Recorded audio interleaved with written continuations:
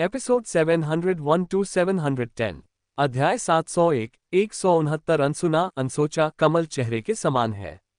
जिहुआन ने खुद यूनिया को कार तक छोड़ा और खिड़की आधी खुली रखकर यूनिया ने मुस्कुराते हुए उसे हाथ हिलाकर कहा, जिहुआन वापस जाओ। जिहुआन ने उसे देखते हुए अपने होंठ सिकुड़े और कहा, अलविदा।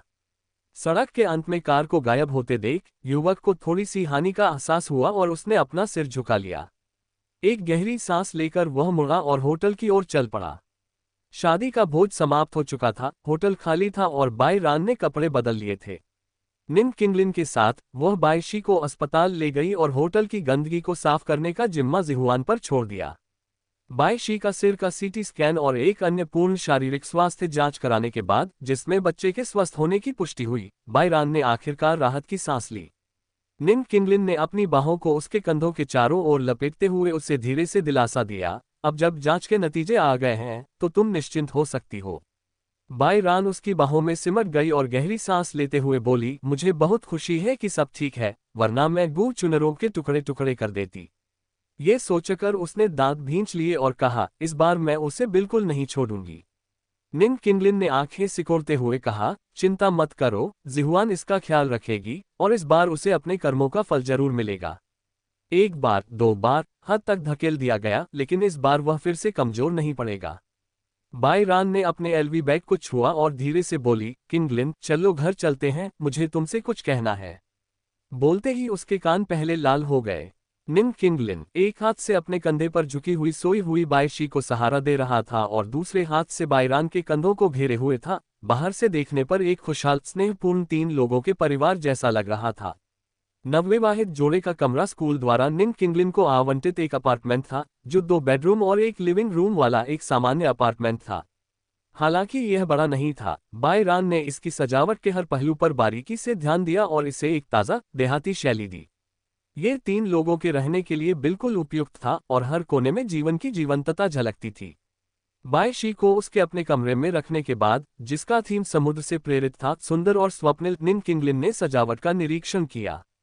लड़कों की सोच को बेहतर ढंग से समझते हुए उन्होंने सोचा कि बचपन में उन्हें किस तरह का कमरा चाहिए होता। साथ ही बायशी के स्वभाव को ध्यान में रखते हुए उन्होंने एक ऐसा समुद्री थीम वाला कमरा तैयार किया जिसने बायशी का दिल जीत लिया।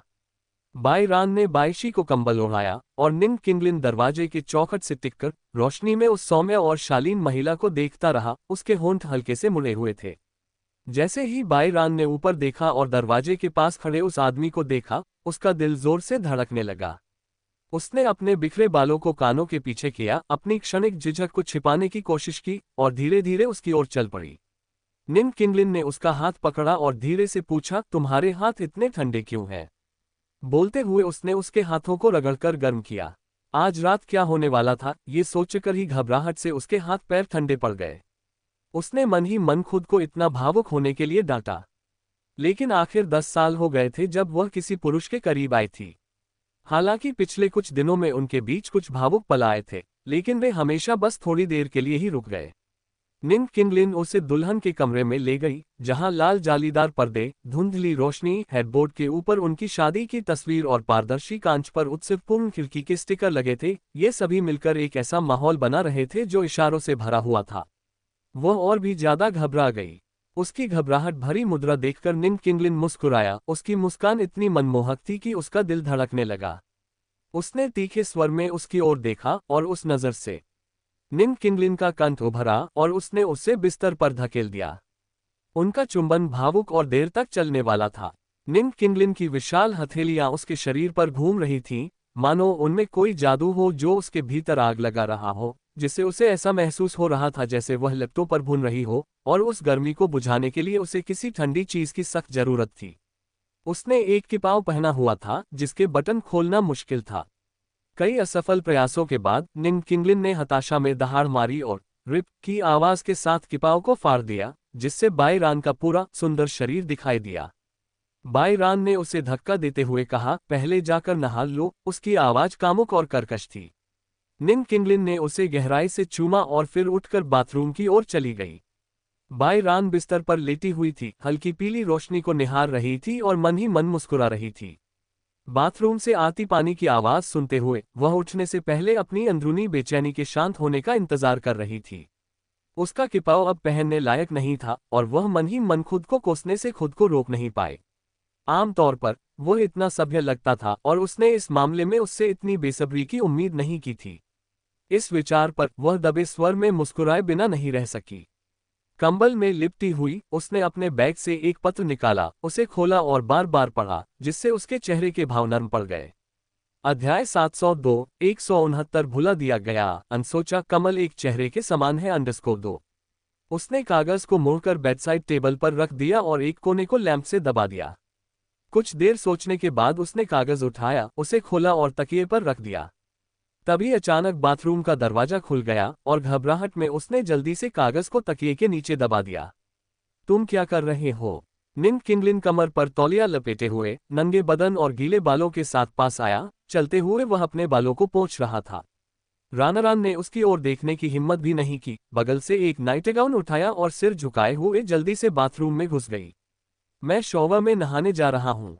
निन किंगलिन ने उसकी दूर जाती हुई आकृति पर एक नज़र डाली, जिसे केवल भागते हुए ही वर्णित किया जा सकता था, और अपने होठों को सिकुड़ते हुए अपने बालों को सुखाने के लिए बिस्तर के किनारे बैठ गया। अभी अभी उसके किए गए कामों के बारे में सोचते हुए उसे लगा जैसे वह कुछ छिपा रही हो। उसने बिस्तर की ओर देखा और अचानक तकिए के नीचे से कागज का एक कोना झांकता हुआ देखा।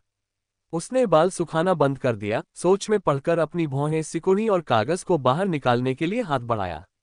उसने उसे खोल दिया। उस सामग्री को पढ़ते ही उसने अविश्वास से अपनी आंखें चौड़ी कर लीं। घबराहट से उसके हाथ पैर कांप रहे थे। रानारान ने आधे घंटे तक स्नान किया। उस दौरान वह लगातार इस बारे में सोचती रही कि आगे क्या होने वाला है। भाप या घबराहट के कारण उसके गाल लाल हो गए। दरवाजे के बाहर किसी भी तरह की आवाज न सुनकर उसने ध्यान से अपने शरीर को सुखाया और नाइटगाउन पहन लिया। ये चुनाव उसने बिना ज्यादा सोचे समझे जल्दबाजी में किया था। उसे जरा भी अंदाजा नहीं था कि यह नाइटगाउन इतना उत्तेजक होगा, लेस और पारदर्शी कपड़े से बना होगा, जो ऐसी प्रतिक्रिया पैदा करेगा जिससे किसी का भी खून खौल उठेगा। उसने आईने में अपने लहराते बालों को संवारा, थोड़ा परफ्यूम लगाया और आने वाली चुनौतियों के लिए खुद को तैयार किया। वह इस दिन का लंबे समय से इंतजार कर रही थी। अब जब वह दिन आखिरकार आ गया था तो उसे फिर से घबराहट होने लगी। जब वह बाहर निकली तो उसे वह आकृति नहीं दिखी जिसकी उसे उम्मीद थी। चौंककर उसने बिस्तर पर पड़ा कागज देखा, उसकी धड़कनें तेज हो गईं और वह अचानक कमरे से बाहर भाग गई।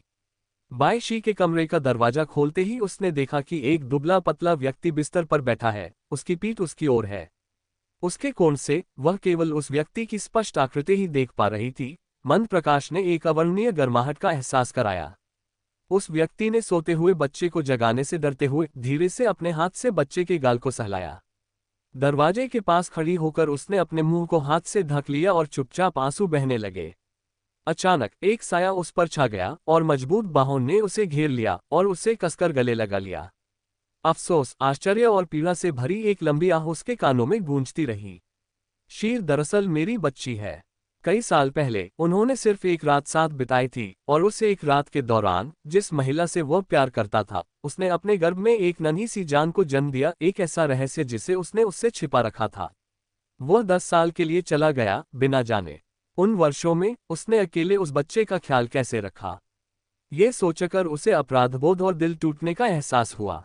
उसने अकेले क्या क्या सहा होगा। रानारान, मुझे माफ कर दो। उस समय अपनी भावनाओं को व्यक्त करने के लिए उसके पास बस यही शब्द थे।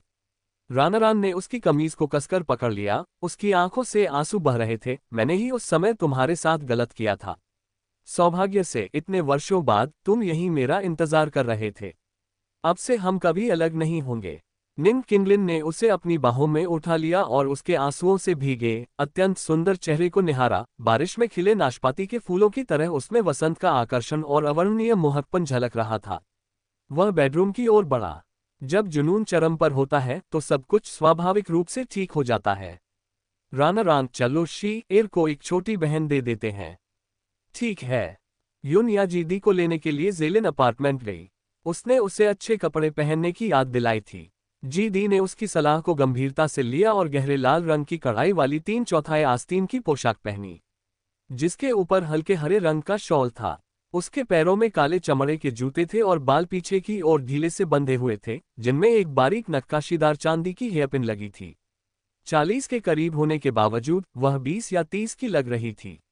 जियांगनान क्षेत्र में जन्मी उसकी पोशाक ने दक्षिणी महिला के कोमल और सौम्य गुणों को और निखार दिया था। साथ ही नियमित योग अभ्यास से उसका शरीर और भी सुडौल हो गया था, जिससे उसकी आभा और भी बढ़ गई थी। जीदी का रंग गोरा था, भौहें घनी थीं और आंखें बड़ी थीं, सचमुच बहुत ही स्त्रीत्व से भरपूर। उन्हें आमतौर पर सजने संवरने का शौक नहीं था और गृहिणी के रूप में काम करने के कारण वे उम्र में बड़ी दिखती थीं। लेकिन सजने संवरने के बाद वे बेहद खूबसूरत लगती थीं। यूनिया की पैनी नज़र में ऐसी जीदी में वाकई किसी पुरुष का दिल जीतने की असाधारण क्षमता थी। आंटी डाय, आप दिन ब दिन और भी खूबसूरत होती जा रही हैं। अभी अभी तो मैं आपसे अपनी नजरें हटा ही नहीं पा रहा था। अध्याय 703 169 भुला दिया गया। अनसोचा कमल एक चेहरे के समान है। अंडस्को 3 कार में बैठे बैठे यूनिया ने छेड़छाड़ की। जीडी ने अपना चेहरा छूने से खुद को नहीं रोका, अपना सिर झुकाया और धीमी आवाज में कहा, छोटी मालकिन और छोटी लड़की की तुलना में मैं तो बस साधारण हूं।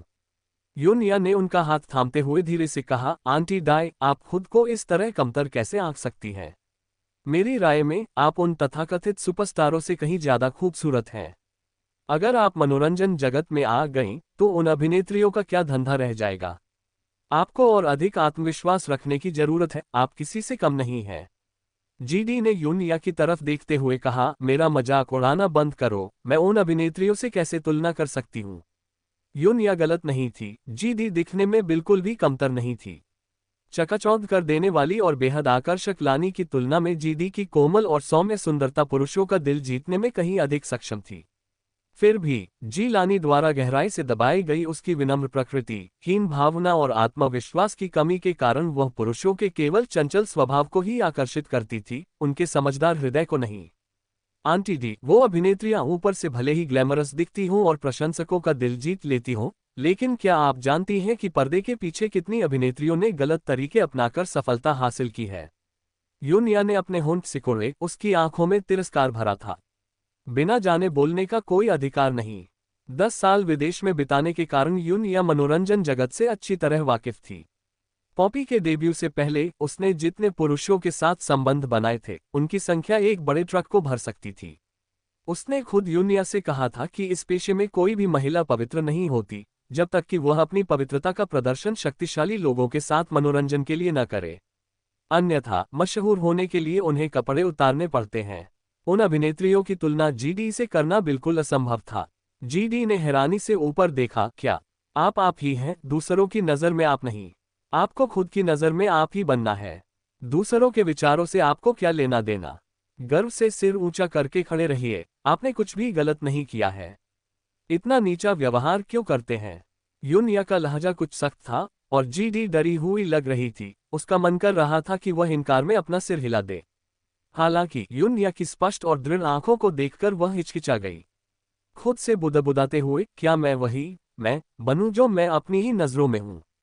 हाँ, तुम हो जीडी, किसी की गुलाम नहीं। तुम्हें स्वतंत्रता और सुख की प्राप्ति का अधिकार है। इस दुनिया में किसी को भी इसमें दखल देने का अधिकार नहीं है। इस आवाज में मानो एक सम्मोहक शक्ति थी, जो धीरे धीरे, बहुत धीरे धीरे जीडी के दिमाग में समा गई और धीरे धीरे उसके विचारों को अपने वश में कर लिया।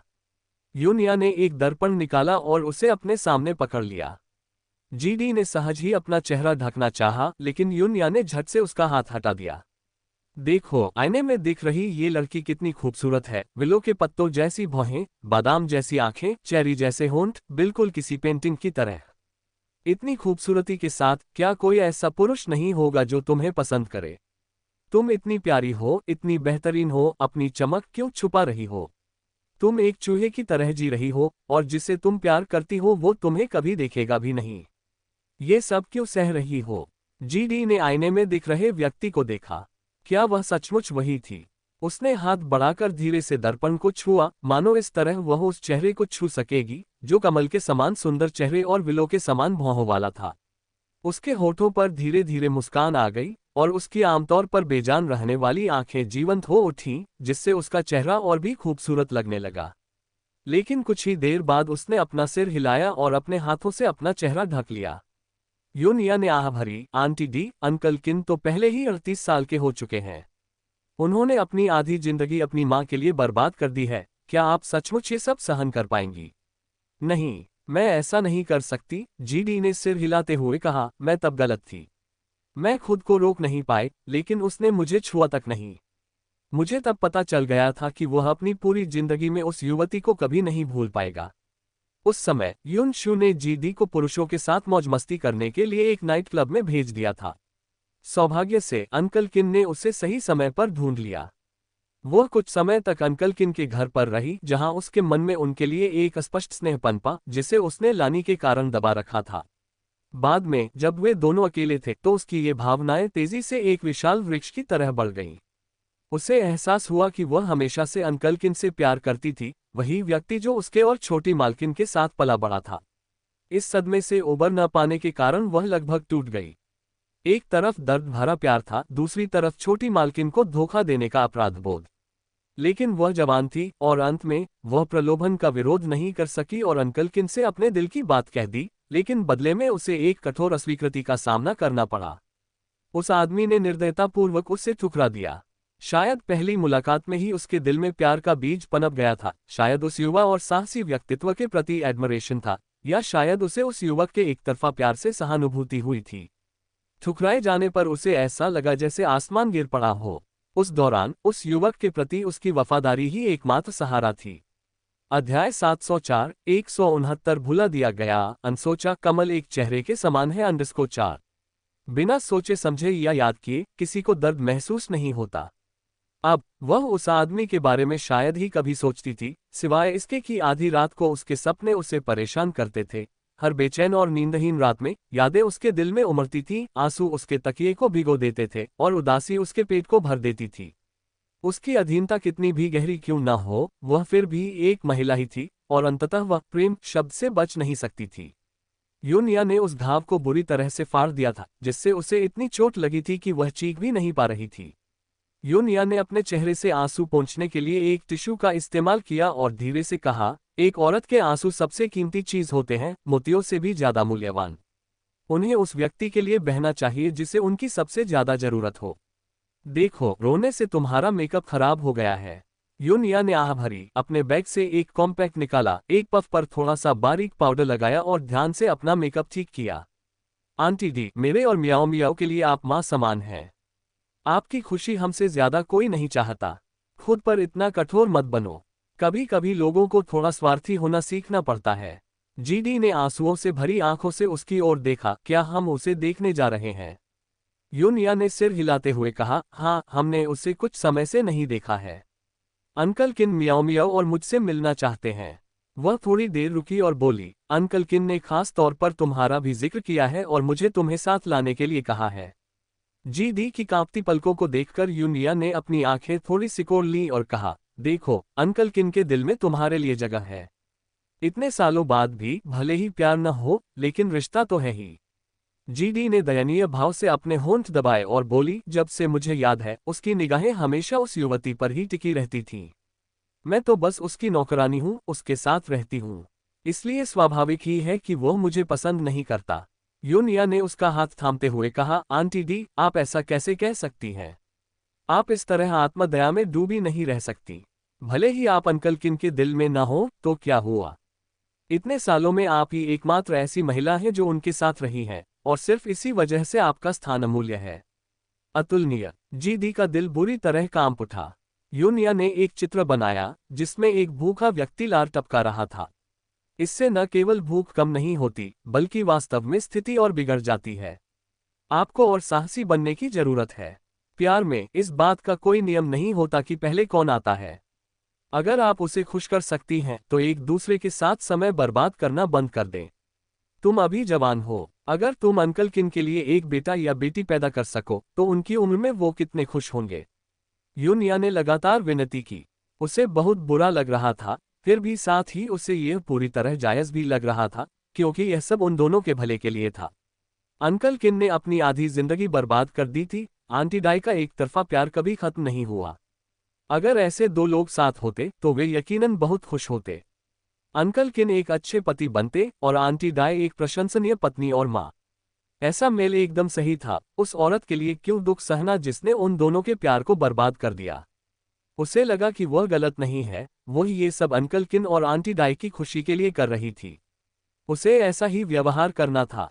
मानो खुद को समझाने की कोशिश में उसके दिल में मौजूद अपराधबोध थोड़ा कम हो गया। जीडी ने धीरे से फुसफुसाते हुए कहा, लेकिन युवती, वह अंकल किन से प्यार नहीं करती। क्या तुम्हें उनके साथ रहने के लिए उसकी मंजूरी की जरूरत है? अगर वह अंकल किन से प्यार करती भी है तो इससे तुम्हारा क्या लेना देना? तुम्हें अपनी खुशी पाने का पूरा अधिकार है और उसे इसमें दखल देने का कोई हक नहीं है। यूनिया को जी लानाई का बार बार उस छोटी मालकिन का जिक्र करना बिल्कुल पसंद नहीं था, मानो जी लानाई के बिना दुनिया चलती ही न हो। जीडी ने अपने होंठ काटते हुए कहा, मुझे इसके बारे में सोचने दो। यूनिया ने आह भरते हुए कहा, अवसर क्षणभंगुर होते हैं, सोच समझकर निर्णय लें। वे किन परिवार के विला में पहुंचे। यूनिया यून मियाओ के साथ सबसे पहले कार से उतरी, जबकि जीडी ने बाहर निकलने से पहले एक पल के लिए हिचकिचाया। किन डू काफी देर से द्वार पर इंतजार कर रहा था। यूनिया को देखते ही वह तेजी से उसके पास गया और बोला, यूनिया, भाई आह डू। दोनों ने प्यार से एक दूसरे को गले लगाया, फिर अलग हो गए और किन डू ने यून मियाओ के कंधे पर थपथपाते हुए कहा, शाबाश, तुम काफी बड़ी हो गई हो, लगभग मेरी बराबरी पर आ गई हो। यून मियाओ ने अपनी भौहें ऊपर उठाते हुए गर्व से उनकी ऊंचाइयों की तुलना की, एक दिन मैं तुमसे आगे निकल जाऊंगी। जीडी को नीचे आते देख किन डू ने मन ही मन भौहें चढ़ाई, लेकिन मुस्कुराते हुए उनका अभिवादन किया, आंटी डी। किन डू को देखकर जीडी असहज हो गई। उसे 10 साल पहले उस युवक द्वारा झेली गई अपमानजनक घटना अभी भी याद थी। हर बार जब वह उसे देखती तो उसे बेचैनी महसूस होती। आज पापा खुद खाना बना रहे हैं, तुम्हें बहुत मजा आने वाला है, उसने कहा और फिर मियाओ मियाओ का हाथ पकड़कर तेजी से विला की ओर चल दिया। यूनिया के अलावा मियाओ मियाओ भी किन डू के काफी करीब थी। किन डू की बातें सुनकर यूनिया ने आश्चर्य से अपनी भौहें ऊपर उठाई और कहा, सचमुच हमें बहुत मजा आने वाला है। हालांकि किन जुवान और किन डू जैविक रूप से संबंधित नहीं थे, फिर भी किन जुवान के कुछ गुण किन डू में आ गए थे। इसे वंशानुगत नहीं कहा जा सकता, इसे प्रभाव कहा जाना चाहिए। अध्याय 705 169 भुला दिया गया, अनसोचा कमल एक चेहरे के समान है _5। किन डू तो पहले से ही एक दुर्लभ किस्म का नेक इंसान बन रहा था, लेकिन किन जुवान तो इस दुनिया में अब दुर्लभ नेक इंसान था। उसकी खाना पकाने की कला इतनी असाधारण थी कि ब्रिटिश शाही शेफ भी उसके सामने नतमस्तक हो जाता। इस दुनिया में केवल जी लानई ने ही उसके बनाए व्यंजनों का स्वाद चखा था। यूनिया बैठक कक्ष में दाखिल हुई और उसने रसोई में व्यस्त एक व्यक्ति को मुस्कुराते हुए देखा। उसने देखा कि उसके बाद आने वाली जीडी उस आकृति को उदासी और पुरानी यादों से भरी नजरों से घूर रही थी और उसके होंठ हल्के से मुड़े हुए थे। या मियाओ मियाओ, क्या तुम आ गई हो?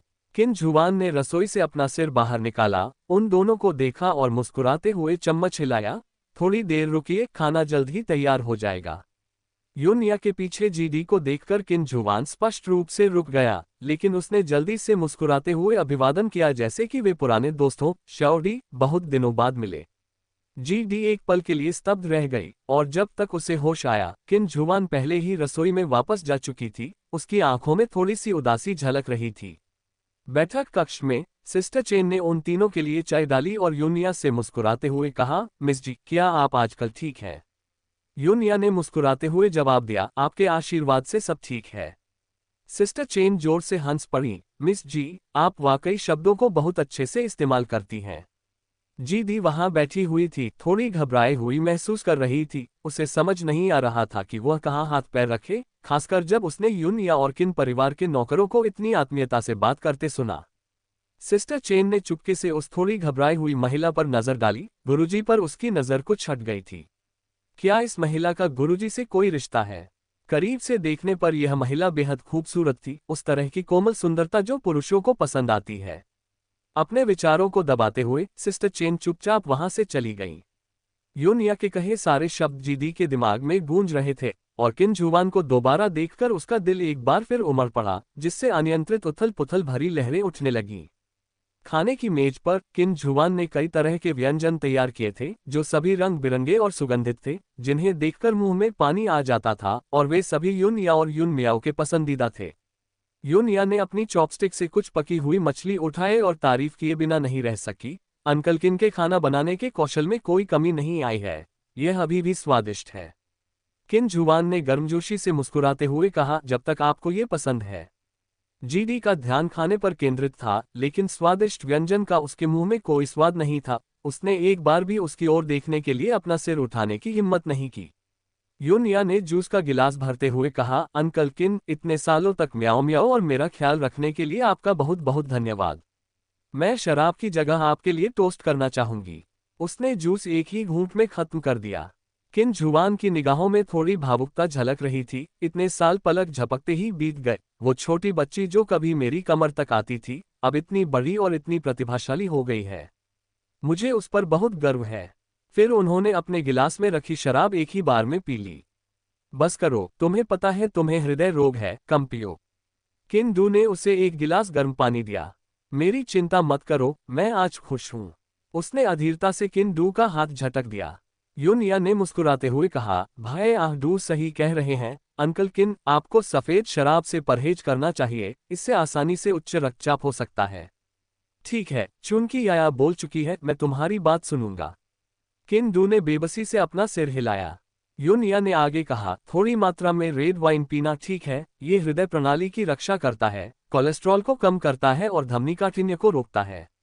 किन जुवान ने बड़े ही प्रभावशाली ढंग से इशारा करते हुए कहा, मेरे संग्रह से वह 82 की लाफिट कार निकालो।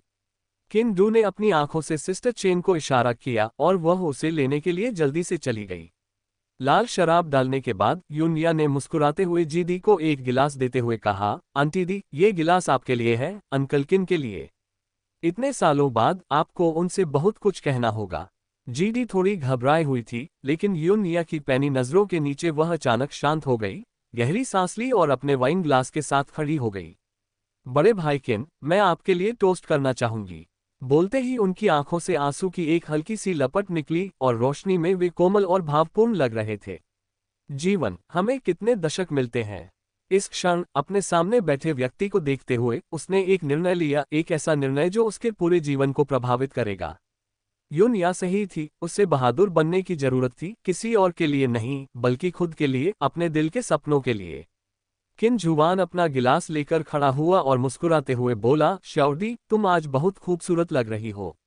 उस आकस्मिक टिप्पणी ने जीडी में अदम्य साहस का संचार किया। उसकी कभी नीरस दुनिया अचानक प्रकाश और रंगों से खिल उठी, मानो हर जगह फूल खिल रहे हों। उसके होठों पर एक घुमावदार मुस्कान थी, एक ऐसी मुस्कान जो शुद्ध और सुंदर थी, जैसे हवा में खिलता हुआ कैमेलिया का फूल, जिसमें ठंडी हवाओं की कोमल शर्म की झलक थी। इस मुस्कान ने कुछ क्षणों के लिए किन जुवान को चकित कर दिया, जो एक पल के लिए रुका, फिर होश में आया, अपना सिर हिलाया, हंसा और अपनी शराब पी ली। अध्याय 706, 169 विस्मृत अनविचारित कमल एक चेहरे के समान है _6। यूनिया की पैनी नजरों से वह बेचैनी का क्षण नहीं बच पाया। अंकल किन, सच में आपके मन में आंटी दाई के लिए कुछ भावनाएं हैं, है ना? यूनिया ने खुद से कहा। आखिर वे साथ साथ बड़े हुए थे। कुछ ड्रिंक्स लेने के बाद जीडी के गाल हल्के से लाल हो गए थे, जिससे वह और भी आकर्षक और मोहक लग रही थी। जीडी शराब नहीं संभाल पाए और 2-4 घूंट पीने के बाद ही उसे नशा चढ़ गया। वह लड़खड़ाते हुए बोली, बड़े भाई किन, इतने साल हो गए, हम छोटी मालकिन के लौटने का इंतजार कर रहे हैं, लेकिन मुझे लगता है कि वह नहीं लौटेगी। वह तो हमें भूल ही चुकी है। बोलते बोलते वह रोने लगी। वातावरण में क्षण भर के लिए सन्नाटा छा गया। किन जुवान ने अपने गिलास पर अपनी पकड़ और कस ली, उसकी आंखें काली पड़ गईं, और यह स्पष्ट नहीं था कि वह क्या सोच रहा था।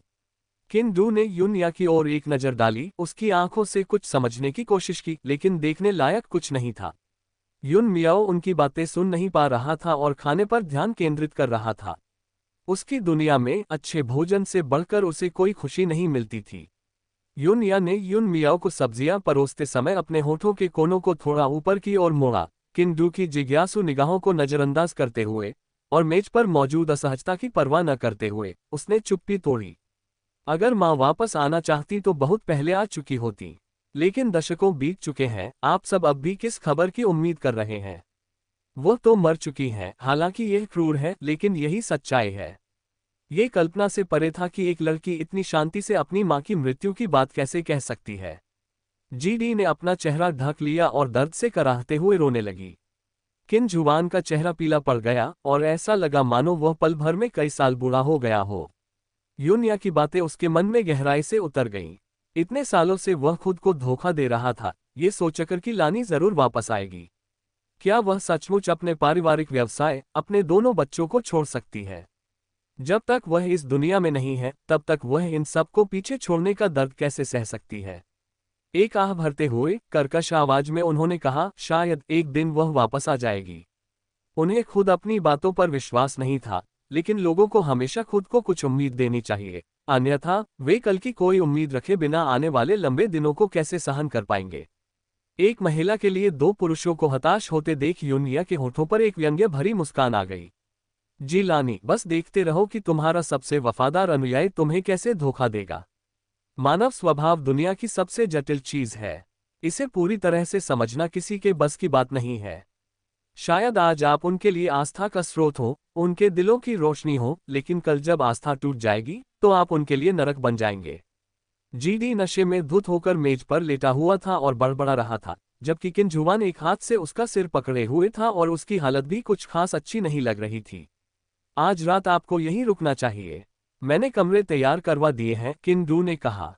यूनिया ने जीडी की ओर देखा और बेबसी से कहा, लगता है यही एकमात्र विकल्प है। किन-डू ने किन-जुआन को आराम करने के लिए उसके कमरे तक पहुंचाया। किन-जुआन सचमुच नशे में था और किन-डू का कॉलर पकड़कर उससे पूछता रहा कि जिलानी अभी तक वापस क्यों नहीं आई। ये देखकर यूनिया ने अपनी आंखों में उमड़ रही कड़वाहट को रोकने की कोशिश की। अंकल किन के जीवन का एकमात्र उद्देश्य जिलानी थी, भला वह इस खूबसूरत विश्वास को कैसे तोड़ सकती थी। यूनिया ने मुट्ठियां कसकर भींच ली और बेहोश जीडी की ओर देखा। नहीं, यह अटूट आस्था की बात नहीं थी, बात यह थी कि उनकी इच्छाशक्ति उतनी मजबूत नहीं थी। मनुष्य की इच्छाएं और स्वार्थ उनके दिलों में खुली एक दरार की तरह है, जो धीरे धीरे चौड़ी होती और टूटती जाती है, जिससे मानवता का सबसे सच्चा स्वरूप प्रकट होता है। यूनिया ने सिस्टर चेन को बुलाया और उनसे जीडी को आराम करने के लिए कमरे तक ले जाने में मदद करने को कहा। वह म्याओ म्याओ को वापस अतिथि कक्ष में ले गई और उसे सोते हुए देखती रही। उसके बाद वह कमरे से बाहर चली गई। दरवाजा खोलते ही किन-डू बाहर खड़ा था, हाथ जेब में डाले दीवार से टिका हुआ। गलियारे की हल्की रोशनी ने उसके चारों ओर एक गर्मजोशी भरी आभा बिखेर दी थी, जिससे वह बेहद आकर्षक लग रहा था। भाई आहडू, यूनिया ने कमरे का दरवाजा बंद करते हुए पुकारा। किन-डू ने उसकी ओर देखने के लिए अपना सिर घुमाया, उसकी आंखों की कोमल परतें पूरी तरह से छिपी हुई थीं, हमेशा की तरह शांत। म्याओ म्याओ सो गई। यूनिया ने सिर हिलाया। किन-डू ने अपना सिर झुकाया, मानो वह जो कहने वाला था उसके लिए सही शब्दों पर विचार कर रहा हो। मैं तुमसे तुम्हारे पिताजी के बारे में बात करना चाहता हूँ। यूनिया मुस्कुराए, उसकी आंखों में थोड़ी सी ठंडक थी। कोई जरूरत नहीं है, बस जो करना जरूरी है वो करो। किन-डू ने उसे ध्यान से देखा और कहा, अंततः वह अभी भी तुम्हारा जैविक पिता है। तो क्या हुआ? यूनिया के होठों पर हल्की सी मुस्कान आ गई। गलती करने पर उसका दंड भुगतना पड़ता है। सिर्फ इसलिए कि वो मेरे पिता हैं, इसका मतलब ये नहीं कि मैं उन्हें बचाऊं। हर किसी को अपने कर्मों का फल भुगतना पड़ता है। परिणाम भुगतने जैसे शब्दों को कोई और इतना स्पष्ट नहीं बना सकता था। ऐसा लगा मानो किन-डू ने उसे पहली बार सचमुच देखा हो। उसके दिल में एक सिहरन दौड़ गई और वह खुद को उसके करीब जाने से रोक नहीं पाया। उसकी लंबी कद काठी ने एक छाया बनाई और यूनिया के पतले शरीर को पूरी तरह से अपने अंदर समा लिया। अध्याय 707, 169 भुला दिया गया। अनसोचा, कमल एक चेहरे के समान है। अंडस्को 7। अपनी निगाहें झुकाकर वह चुपचाप अपने चेहरे को देखती रही। उसकी लंबी पलकें कांप रही थीं, मानो कोई तितली उसके दिल में उतर आए हो और उसकी भावनाओं को गुदगुदा रही हो। या तुम जो भी फैसला लो, मैं तुम्हारा साथ दूंगी। यूनिया एक कदम पीछे हट गई, खुद को उससे दूर कर लिया और किन-डू की आंखों में क्षणिक रूप से दिखाई देने वाले नुकसान के भाव को पूरी तरह से नजरअंदाज कर दिया। धन्यवाद भाई आहडू। किन-डू मुस्कुराया और बचपन की तरह यूनिया के बालों को सहलाना चाहता था, लेकिन यूनिया ने चतुराई से उसके स्पर्श को टाल दिया। मैं अब बड़ा हो गया हूँ। किन-डू का फैला हुआ हाथ हवा में ही रुक गया। फिर, मानो कुछ हुआ ही ना हो, उसने उसे वापस निकाला और मुस्कुराते हुए अपनी जेब में रख लिया। हाँ, तुम बड़ी हो गई हो और अब मैं अपनी छोटी बहन के बालों को पहले की तरह नहीं सहला सकता। जिस लड़की से वह प्यार करता था, उसके दिल में किसी और के लिए प्यार था, और इससे ज्यादा निराशाजनक स्थिति और क्या हो सकती थी। लेकिन वह क्या कर सकता था? 10 साल किसी को प्यार में पड़ने के लिए काफी नहीं थे, अगले 10 साल तो दूर की बात है। कहते हैं कि साथ सबसे स्थायी स्वीकारोक्ति है, जो सुनने में रोमांटिक और मार्मिक लगता है, लेकिन कौन जानता है कि इसमें कितनी कड़वाहट और बेबसी छिपी होती है। हालांकि चाहे कितनी भी कड़वाहट या बेबसी हो, वह आगे का रास्ता अकेले ही तय करना पसंद करता था। उसे खुश देखना ही उसकी सबसे बड़ी खुशी थी। क्या तुम चाहते हो कि आंटी डाय और पापा साथ रहें? किन डू ने अचानक विषय बदल दिया। यूनिया ने उसकी तरफ देखा। क्या तुम नहीं चाहते कि वे ऐसा करें? किन डू मुस्कुराते हुए सिर हिलाते हुए बोला, मैं ऐसा क्यों न करूं? आंटी डी एक अच्छी महिला है। पिताजी की देखभाल के लिए उनके साथ रहना मुझे बहुत सुकून देगा। तो आप उनका समर्थन करते हैं? यूनिया ने भौहें चढ़ाते हुए पूछा। किन डू को यूनिया के विचारों का कुछ अंदाजा था, लेकिन उसका मानना था कि यूनिया उन दोनों को एक साथ लाना चाहती है ताकि वे जीवन में अकेले न रहें। गहरे इरादों के बारे में उसने न तो कोई अनुमान लगाया और न ही सोचना चाहा। उनके दिल में यूनिया हमेशा दयालु और सुंदर थी, ठीक वैसे ही जैसे जी यूनिया की सार्वजनिक छवि थी। वह अपनी प्रेमिका को किसी भी तरह की दुर्भावनापूर्ण अटकलों से कलंकित नहीं करना चाहते थे और न ही ऐसा करना चाहते थे। अगर आपको लगता है कि यह सही है, तो ये सही है। यूनिया ने थोड़ा सा माथा सिकोड़ा। इस अंधविश्वास से वह थोड़ी चिढ़ गई। भले ही यह उसके लिए ही था, लेकिन असल में वह अपने भीतर छिपे अपराधबोध को स्वीकार नहीं करना चाहती थी। अगर मैं कोई गलती कर दूं, तो क्या तुम तब भी उसे सही मानोगे? यूनिया ने उसकी आंखों में देखते हुए पूछा। किन डू मुस्कुराया। अगर तुम गलत रास्ते पर हो, तो मैं तुम्हें सही रास्ते पर वापस ले आऊंगा, या शायद तुम्हारे साथ गलती कर बैठूं। चाहे जो भी रास्ता हो, मैं तुम्हारे साथ रहूंगा। भाई आहडू, आप मेरे प्रति इतने अच्छे हैं कि आपकी होने वाली प्रेमिका को जलन हो सकती है। यूनिया ने बस उससे याद दिलाना चाहा। किन डू ने हंसते हुए कहा, अगर वह मेरी बहन पर इस तरह प्यार जताने को स्वीकार नहीं कर सकती, तो ऐसी प्रेमिका रखने लायक नहीं है। खुद को उसका भाई बताकर यूनिया को राहत का एहसास हुआ और फिर उसने अत्यधिक भावुक होने के लिए मन ही मन खुद को फटकारा। धड़ाम की आवाज आए, मानो कोई चीज जमीन पर गिर गई हो। यूनिया ने किन डू की तरफ देखा और फिर जल्दी से अपने कमरे की ओर चली गई। जीडी सिर ढांकते हुए जमीन से उठी। असल में वह उतनी नशे में नहीं थी जितना वह दिखावा कर रही थी। गिरने से उसका नशा उतर गया था। आंटी डाय, क्या आप ठीक हैं? यूनिया दरवाजे के बाहर से अंदर आते हुए चिंता से पूछ रही थी। जीडी ने अपना सिर हिलाया और मुंह बनाते हुए कहा, मैं ठीक हूं। यूनिया ने राहत की सांस ली और कहा, यह अच्छी बात है। कुछ याद आने पर उसने कहा, मैंने बहन चेन से आपके लिए एक नशा उतारने वाला सूप बनवाया है। आंटी डी, कृपया इसे अंकल किन को दे दीजिए। ये कहते ही उसकी निगाहें जीडी पर टिक गईं। जीडी सहज रूप से थोड़ी घबरा गई। उसकी पहली प्रतिक्रिया मना करने की थी, लेकिन यूनिया की निगाहों के नीचे उसने धीरे धीरे अपना सिर नीचे कर लिया। अपने हाथों से अपनी स्कर्ट को खींचते हुए धीरे से बुदबुदाई, ठीक है। यूनिया मुस्कुराए, अपने बालों को संवारने के लिए पास आए, अपनी शॉल को सीधा किया और धीरे से बोली, आंटी डी, यह आपका मौका है, और अंकल किन का भी। यूनिया ने उसे गले लगाया और कहा, डाय आंटी, कृपया खुश रहें। मिस, मैं अभी भी घबरा रही हूँ। 35 साल की कुंवारी लड़की का घबराना स्वाभाविक ही था।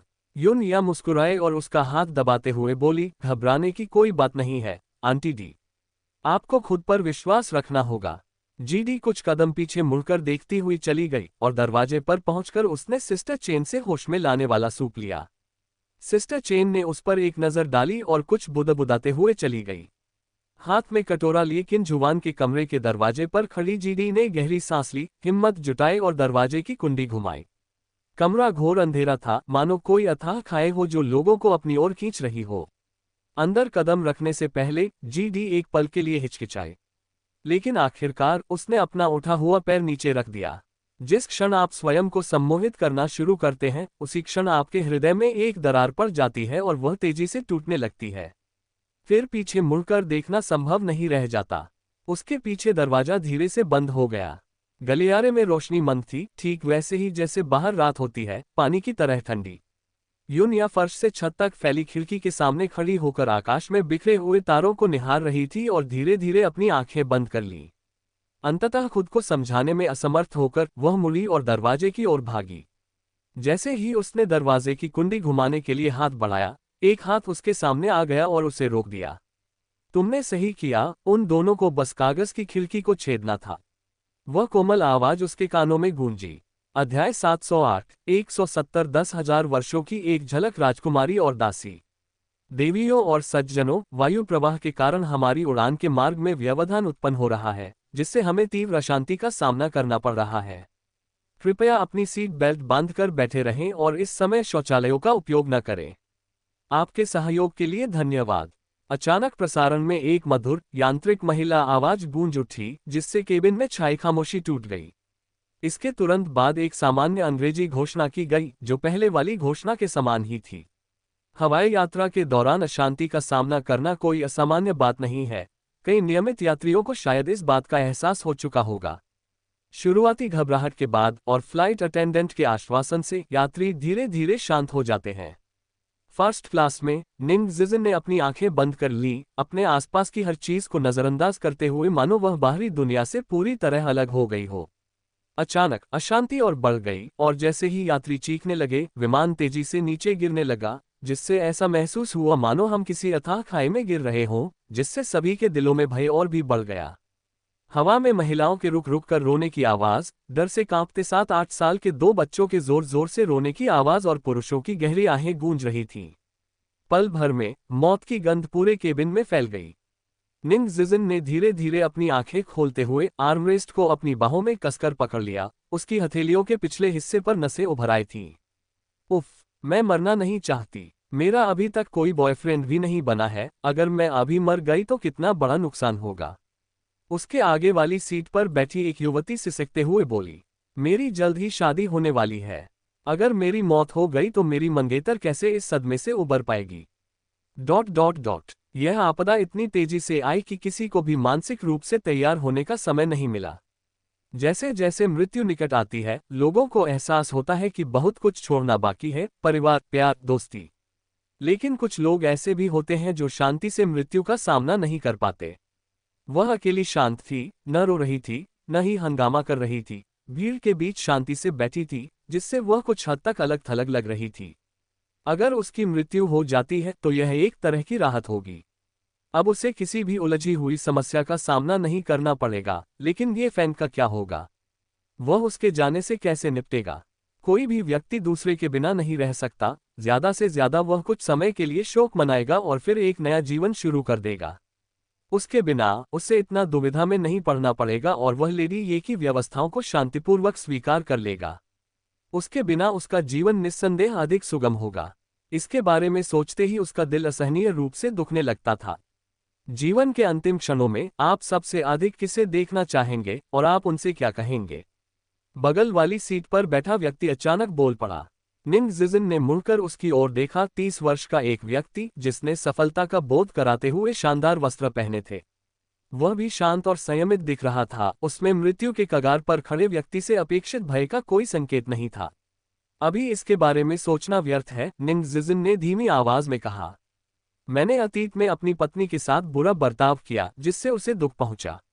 अब जाकर मुझे समझ आया है, जीवन ऐसी कोई बाधा नहीं जिसे पार न किया जा सके। जब तक आप जीवित हैं, हमेशा एक मौका होता है। एक बार मर जाने के बाद सब कुछ खत्म हो जाता है। निंग जिजिन ने अपने होंठ सिकुड़े और धीरे धीरे अपनी आंखें बंद कर लीं। विमान का नीचे उतरना और भी तेज हो गया। स्पष्ट रूप से वह एक शक्तिशाली वायुधारा में फंस गया था। उनका बचना भाग्य की बात थी। सचमुच वह सही था। जीवन मोमबत्ती की तरह बुझ जाता है। जिन बातों को क्षमा करना, सुधारना, पछतावा करना जरूरी है, और दुख भरी सुखद यादें सब धुएं में बदल जाती हैं। उन पर सोचते रहने का क्या फायदा? उसे अचानक ये फैन की याद आ गई। शायद ऐसे समय में लोग ज्यादा संवेदनशील और कमजोर हो जाते हैं। अगर उसे पता चलता कि वह मर रही है, तो उसका दिल जरूर टूट जाता। इस ख्याल मात्र से ही उसकी आंखों से आंसू बहने लगे। वह पहले भी कई तूफानों से बच चुकी थी, अब क्यों नहीं टिक पा रही थी? अच्छे इरादों का बहाना बनाकर उसने कहा कि यही उसके भले के लिए है, और इस तरह वह उसे छोड़कर चली गई। लेकिन क्या सच में यही उसके भले के लिए था? दरअसल वह बस ये स्वीकार नहीं करना चाहती थी कि वह एक भगोड़ा थी। शायद लोग खतरे के क्षणों में हमेशा अधिक तर्कसंगत हो जाते हैं, जैसे कि अब मृत्यु के खतरे का सामना करते हुए वह कई बातें समझने लगी। एक आकृति धीरे धीरे उनकी ओर बढ़ी, हाथ बढ़ाकर उस आदमी के कंधे पर थपथपाया, और उस आदमी ने अपना सिर घुमाया। एक बांह उसके कंधे पर इस तरह लिपटी हुई थी मानो असीम गर्माहट और ताकत लिए हुए हो। वह खाली निगाहों से देखती रही, अपना सिर घुमाते हुए। आंसुओं से धुंधली आंखों से उसने एक सुंदर चेहरा देखा जो जाना पहचाना और दिल दहला देने वाला दर्दनाक था। क्या उसे मतिभ्रम हो रहा था? ऐसा लग रहा था कि वह सचमुच मरने वाली है। आंसू और भी तेजी से बहने लगे। जिन जिन, डरो मत, चाहे मौत ही क्यों न हो, मैं तुम्हारे साथ रहूंगी। वह आवाज अविश्वसनीय रूप से कोमल थी। यह अविश्वसनीय रूप से परिचित भी था। उसने जबरदस्ती अपनी आंखें चौड़ी कर ली ताकि उसका चेहरा साफ साफ देख सके। अध्याय 709, 170, 10,000 वर्षों की एक झलक, राजकुमारी और दासी _2। उस आदमी ने झुककर उसे धीरे से गले लगाया और कहा, मैं ये फैंग हूं। ये सचमुच वही था। उसकी पहली प्रतिक्रिया उसे बुरी तरह पीटने की थी। तुम भी इस विमान में क्यों हो? क्या तुम्हें पता है कि ये दुर्घटनाग्रस्त होने वाला है? तुम इतने मूर्ख कैसे हो सकते हो, इतने मूर्ख? ये फैंग ने उसे कसकर गले लगाया। तुम्हारे साथ मरना, मैं तैयार हूं जिन जिन, यही मेरी इस समय एकमात्र इच्छा है। क्या तुम इसे मेरे लिए पूरा कर सकती हो? निंग जिजिन लगातार रो रही थी। उसे इतना पछतावा हो रहा था कि उसकी तबीयत खराब हो रही थी। उसने उसके साथ इतनी जिद क्यों की, यहाँ तक कि जर्मनी भाग गई। अब तो वह उसे भी अपने साथ मौत के मुंह में घसीट ले आई थी। उसने ऐसा क्या कर दिया था? अब उनके कर्मों का मतलब था कि शायद उनमें से कोई भी जीवित ना बचे। मुझे माफ करें। ये फैंग ने उसका चेहरा थाम लिया, धीरे से उसके आंसू पोंछे और कोमल स्वर में कहा, माफी मांगने की कोई जरूरत नहीं है। जैसा मैंने कहा, मैं तैयार हूं। जीवन के अंत तक तुम्हारा साथ देने में मुझे बहुत संतोष है। निंग जिजिन ने खुद को उसकी बाहों में झोंक दिया। उसके हाथों ने उसके कपड़ों को कसकर पकड़ लिया। ये फैंग, अगर हम बच गए तो मैं तुम्हें फिर कभी नहीं छोड़ूंगी। चाहे हमें कितनी भी कठिनाइयों और मुसीबतों का सामना करना पड़े, मैं तुम्हारे साथ उनका सामना करूंगी। मृत्यु से ज्यादा डरावनी कोई चीज नहीं है, और जब दो लोग मृत्यु का सामना करने के लिए हाथ मिलाते हैं, तो इस दुनिया में ऐसी कोई चीज नहीं है जो उन्हें अलग कर सके। ये फैंग ने उसे कसकर पकड़ लिया और उसके कान में फुसफुसाते हुए कहा, अपनी बात याद रखना, जो भी मुकरता है वह एक नासमझ कुत्ता होता है। निंग जिजिन हंस पड़ी और बोली, बचकाना। तेजी से गिरते हुए दोनों एक दूसरे से लिपट गए, जीवन और मृत्यु को साझा करते हुए। बच्चे के अपहरण के पर्याप्त सबूतों के साथ गू चुनरोग को पुलिस के हवाले करने के बाद गू चुनरोग के पास कुछ समय के लिए निपटने के लिए काफी कुछ था। इस मामले को सुलझाने के बाद निंग जिहुआन अपने घर वापस नहीं गया, बल्कि वह सीधे निंग परिवार के पुराने निवास स्थान पर चला गया। वापस आने के बाद से ही निंग किंगहुआ अपने कमरे में बंद हो गया था और किसी से भी मिलने से इनकार कर रहा था। निंग जिहुआन से डरा हुआ वह शायद कुछ दिनों तक चुप ही रहेगा। जब निंग जिहुआन बैठक कक्ष में दाखिल हुई तो निंग किंगहुआन हुआंग यू के साथ बैठी बातें कर रही थी, लगभग उससे चिपकी हुई थी। उसकी कामुक निगाहें लगातार हुआंग यू के 36D आकार के स्तनों पर घूम रही थीं। हुआंग यू एक ओर तो विरोध कर रही थी, वहीं दूसरी ओर आमंत्रित भी कर रही थी। उसका छोटा हाथ अपनी स्कर्ट के किनारे को कसकर पकड़े हुए था। वह भीतर ही भीतर बहुत दुविधा में थी। वह एक मामूली फ्रीलांस मॉडल थी। एक पार्टी में उसने निंग किंगहुआ को अपने एक दोस्त से उसके बेटे के बारे में बात करते हुए सुना। दोस्त ने सुझाव दिया कि वह अपने बेटे के लिए एक प्रेमिका ढूंढे। निंग किंगहुआ का ध्यान आकर्षित करने की चाह में उसने बहुत प्रयास किया और आखिरकार उसने उसे अपनी ओर आकर्षित कर लिया। निंग किंगहुआ ने उसे निंग जिहुआ से मिलवाने का फैसला किया। उसे लगा कि वह सफल होने ही वाली है और उसे पूरा भरोसा था कि उसकी कदकाठी और खूबसूरती देखकर तीसरे मास्टर निंग उस पर मोहित हो जाएंगे।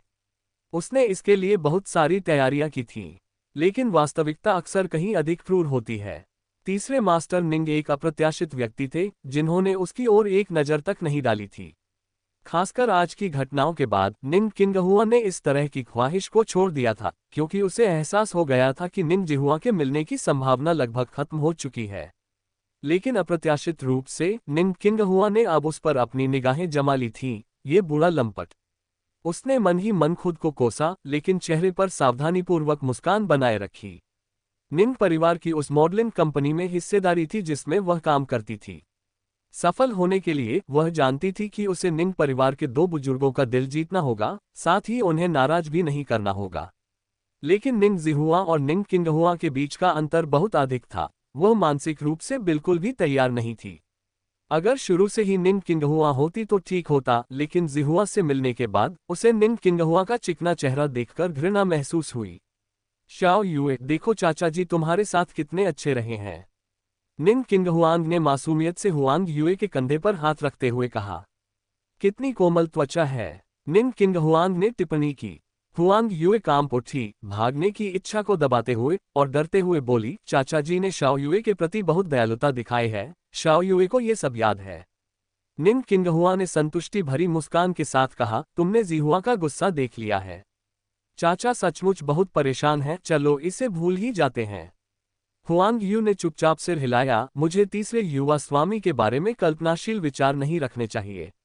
ये सब कल्पना कैसे हो सकती है? तुम तो बहुत अच्छी लड़की हो, बदकिस्मती तो उस लड़के की है, निन किंगहुआ ने कहा। उसका हाथ और भी ज्यादा बेपरवाह होता जा रहा था और वह उसके कपड़ों के नीचे हाथ डालने लगा।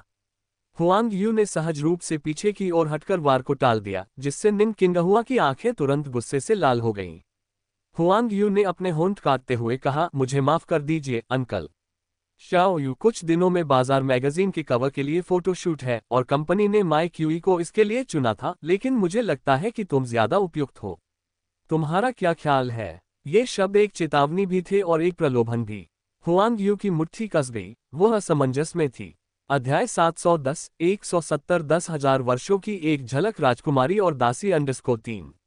बाजार पत्रिका के कवर पर आना कई मॉडलों का सपना होता है, और अगर वह भी उस पर आ सकती। उस क्षण प्रसिद्धि की लालसा ने उसकी शर्म की भावना को दबा दिया। जब निन किंगहुआ दोबारा उसके करीब झुकी तो उसने उसे दूर नहीं धकेला। मेरी प्यारी बच्ची, जब तक तुम आज्ञाकारी रहोगी, मैं तुम्हें तुम्हारी हर इच्छा पूरी कर दूंगा, निन किंगहुआन ने बोलते हुए उसकी गर्दन को हल्के से काटा।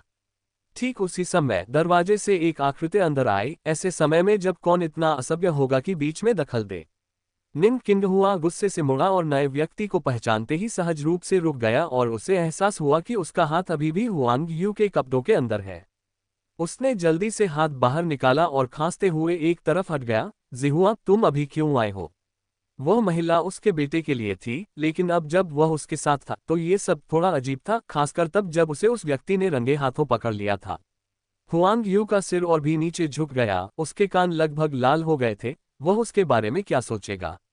जिहुआन को पता था कि ऐसा ही होगा। उसका पिता इतना कामुक था कि वह हर उस औरत पर लाइन मारता था जिसे वह देखता था, लेकिन वासना चुनिंदा होनी चाहिए, और जब भी वह सोचता था कि आज उसके पिता ने यूनिया को किस तरह देखा, तो वह अपने सीने में उमड़ रही हिंसा को छिपा नहीं पाता था। यह मेरा घर भी तो है, क्या मेरे यहाँ आकर देखने में कोई बुराई है? जिहुआन ने होठों को मटकाते हुए उपहास किया। एक ही वाक्य से उसने निन किंगहुआ को अवाक कर दिया। तुम्हारा स्वाद वाकई बिगड़ता जा रहा है, उसने व्यंग्य भरी निगाहों से हुआंग यू की ओर देखते हुए कहा, फिर मुड़कर ऊपर की ओर चला गया। जब वह व्यक्ति दूर चला गया तो निन किंगहुआ ने राहत की एक लंबी सांस ली, अपनी आस्तीन से अपने माथे से पसीना पोंछा। ये बेटा, वह सचमुच कर्ज वसूलने आए हुए लेनदार की तरह था। कुछ हद तक संभलने के बाद निन किंगहुआन मुस्कुराया और हुआंग यू के कंधे पर हाथ रखते हुए बोला, कोई बात नहीं, वो बस ऐसा ही है, चलो ऊपर चलते हैं। चूंकि जिहुआन को पहले ही पता चल चुका था, इसलिए चिंता करने की कोई बात नहीं बची थी। हुआंग यू ने अपने होंठ सिकुड़े और फिर मुस्कुराते हुए निन किंगहुआ की गर्दन से लिपट गई, खुद को उस पर लपेटते हुए बोली, चाचा जी, क्या आप मुझे गोद में उठा लेंगे कृपया? उस चाचा ने सचमुच निन किंगहुआ के दिल को धड़का दिया। उम्र में बड़ा होने के कारण निन किंगहुआ को किसी को सीढ़ियों से ऊपर ले जाना थोड़ा मुश्किल लगा। कमरे तक पहुंचते पहुंचते वह काफी थक चुका था। उसे बिस्तर पर लिटाने के बाद उसने उसके माथे पर चुंबन किया और कहा, अच्छी बच्ची, मेरा इंतजार करो, मैं नहाने जा रहा हूँ। निन किंगहुआ जल्दी से बाथरूम में चली गई, जबकि हुआंग यूए बिस्तर पर अचेत अवस्था में बैठी रही। उसी क्षण बाहर से अचानक दरवाजा खुल गया। युवक दरवाजे की छाया में खड़ा था और उंगलियों से उसे इशारा कर रहा था। उसकी धड़कन तुरंत तेज हो गई और मानो किसी आवेश में आकर वह बिस्तर से उठी और दरवाजे की ओर चल पड़ी। तीसरे छोटे मालिक, क्या आप मुझसे किसी काम से मिलना चाहते थे? उसने थोड़ी सी उम्मीद को गले लगाते हुए शर्माते हुए पूछा। जिहुआन ने सफेद रंग के दस्ताने पहन रखे थे जो एकदम साफ और धूल रहित थे। उसने अचानक कहीं से एक कटार निकाली और उसे हुआंग यू की ओर उछाल दिया, जिसने घबराकर उसे पकड़ लिया। खंजर की भारी ठंडी तीक्ष्णता को महसूस करते हुए उसने संकोचपूर्वक जिहुआन की ओर देखा। तीसरे युवा स्वामी, आपका इससे क्या मतलब है? जेब में हाथ डाले जिहुआ अपने पीछे की दीवार से टेक लगाकर खड़ा था, उसकी भौहें थोड़ी उठी हुई थीं। उसके सौम्य और शांत स्वभाव के बावजूद उसकी उपस्थिति में एक तीखा और डरावनापन था जो उसे आकर्षित भी करता था और डराता भी था। क्या तुम्हें बधियाकरण करना आता है? उसने अचानक पूछा। हुआंग यूए अचंभित रह गई। क्या? बाद में मेरे लिए उसकी वह चीज काट देना, उसने कहा। उसकी आवाज में शत्रुता का भाव छिपा था, मानो कोई सम्राट ऊपर से फरमान जारी कर रहा हो, अवज्ञा की कोई गुंजाइश न छोड़ते हुए। हुआंग यूए भय से उछल पड़ी और सहज रूप से खंजर को दूर फेंक दिया। पॉलिश किए हुए फर्श पर गिरते ही वह जोर से खटकने की आवाज हुई। उस युवक की आंखें थोड़ी सिकुड़ गईं, गलियारे में एक घातक आभा फैल गई। ऐसा लग रहा था मानो कोई उसका गला घोंट रहा हो, जिससे उसके लिए सांस लेना असंभव हो गया हो। क्या तुम अभी मरना चाहते हो? युवक ने ठंडे स्वर में पूछा। तीसरे छोटे स्वामी, कृपया मुझे मजबूर न करें, हुआंग यू ने सिर हिलाते हुए विनती की। जो लोग मेरी बात मानते हैं, मैं उनके प्रति हमेशा उदार रहता हूं, लेकिन जो लोग नहीं मानते, उनके लिए केवल एक ही परिणाम होता है। उसने अपने होठों पर एक क्रूर मुस्कान लिए कहा। एक बंद गली। हुआंग यू का चेहरा एकदम पीला पड़ गया। तुम्हें सिर्फ एक मौका मिलेगा, मुझे निराश मत करना, उसने अपना कॉलर ठीक करते हुए कहा और चला गया। गलियारे में सन्नाटा छा गया और हुआंग यू वहां अकेली खड़ी रह गई।